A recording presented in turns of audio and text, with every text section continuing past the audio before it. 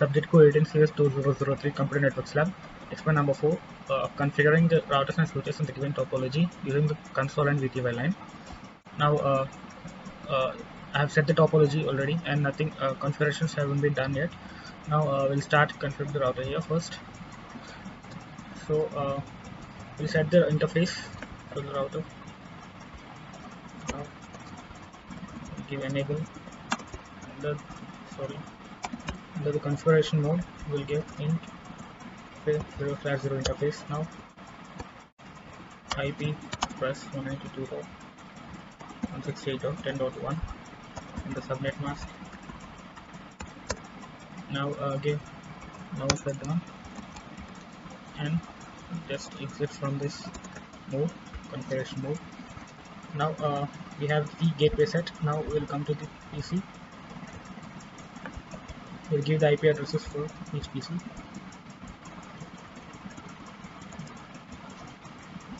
The gateway happens to be 3.1. That's it. Now coming to the next PC, this one. Now with the IP configuration 2.10.3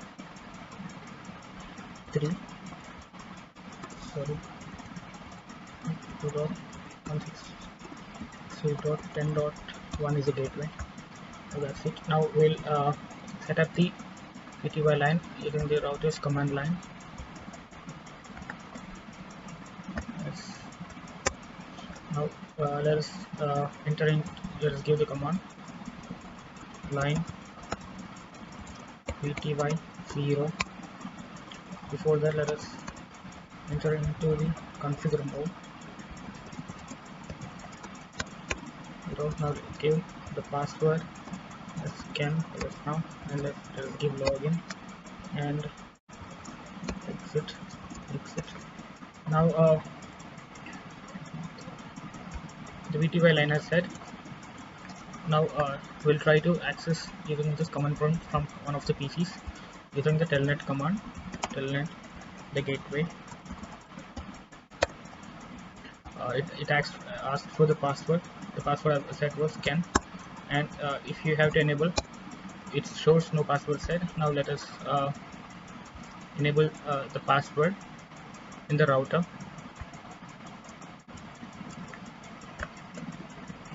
Now to enable the password, just give enable password scan. It should be in the configuration mode. Enable password scan, and that's it. Login, exit. Now we'll give the password again to access the CLI of router using the VTY line from the command prompt of one of the PCs. We'll give enable password. It asks for password. Let us give can. Now we can see we're able to access the command line of the router. Now we can do the configuration of router from this PC, like we can change the host name here. Hostname it should be done in the configuration mode. Host name can. You can see the host name has been changed now, such that we can access the CLI of the router using the PC via VTY line. Now we'll close this and we'll configure this router here.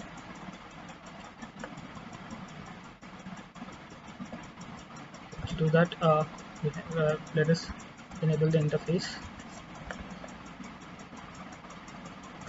Now enable under the configuration terminal, let us give int fa 0/0 and IP 192.168. Assume it is a 10T port network, and the subnet mask no shutdown. That's it. Exit. Now you can see the link has been turned to green. Now we'll configure these PCs here. Now under the desktop on IP configuration, we'll give the IP addresses for PCs. 20.2 subnet mask remains the same, 60.20.1 is the gateway. Now this is the PC3, let us configure that one as well. Configure the IP addresses. 168.20.3, 168.20.1.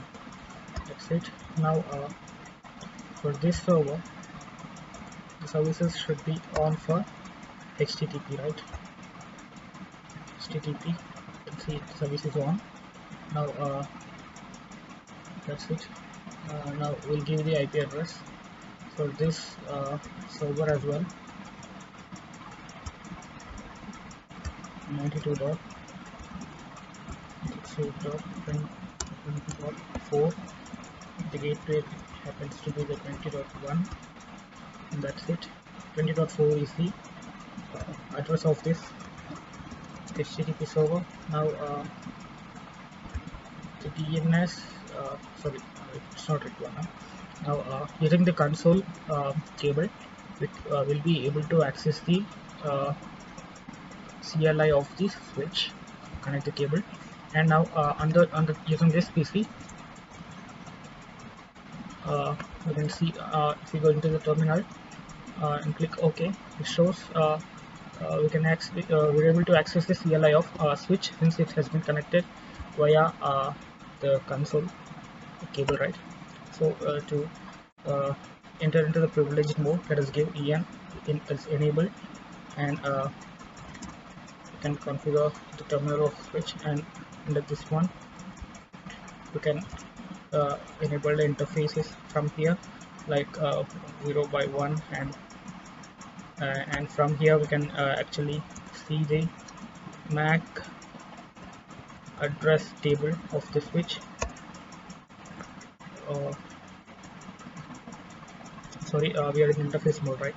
So once exit, and now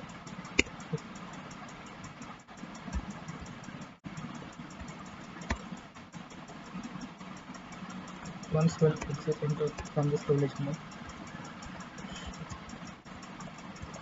So MAC address table. We can see the two entries under this MAC address table, FA 3 by 1 and FA 1 by 1. Now that is how we can access this CLI of the switch, and we are looking to the MAC address table. And now we also have some commands to do, that is we can change the host name of the switch to, example, say just Ken. That's it. Before that we need to enter into the configure mode. Now we can change the host name to the name whatever we desire. Now we can also enable the secret password for the switch. Password, let us enable it as Ken. I think we need to give full. Now we are also able to encrypt the password by just giving the service password and encryption.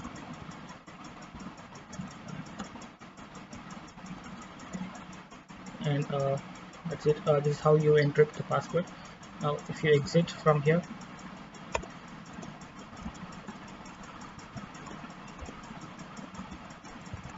and it asks you to enter the password, that is Ken. Once you enter, you will be entering into the privileged mode. So that's how you can configure the switch, send it some password and encrypt the password and whatever you need. And that's it about the switch configuration. Now let us test the connectivity between the PCs. We'll use the ping here, and we have already seen the working of telnet from under this net. We'll once more see that using the command prompt, and just give exit from here. Now just give telnet the gateway. This is how you test the telnet. It's asking for the password, and when you try to enable it, it asks for the router password, that is Ken.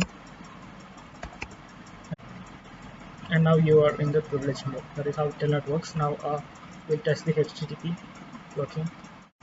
Here's the server, right? Now we'll go into one of the PCs in the same LAN and go into the browser here,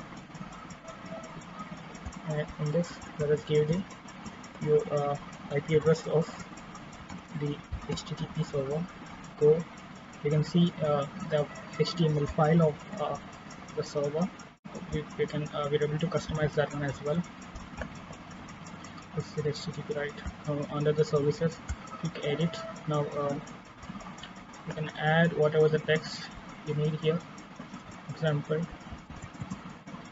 welcome to Cisco Networking Academy. Close the header file. That's it. Now click save. Yes. Close this. And if you now try to access the web page, you'll see your desired page. 20.163.20.4. You can see welcome to Cisco Networking Academy. This is how we can test the working of telnet and HTTP. And that's it. I hope all the configurations, and one more thing that is left is the ping between these two different LANs doesn't work because we have not configured the connection between the routers. We'll check the ping between the devices in this LAN. You can see the ping is successful, and we'll try to ping from the command prompt. You can see coming to the component that is ping 92.168.20. Let us try to ping this server. You see reply. We're getting the reply. Now you can see 0% is lost. Now the packet sent is 4 and received is also 4. This is how the connectivity between the devices has been ensured. I hope all the configurations are correct, and thanks for watching.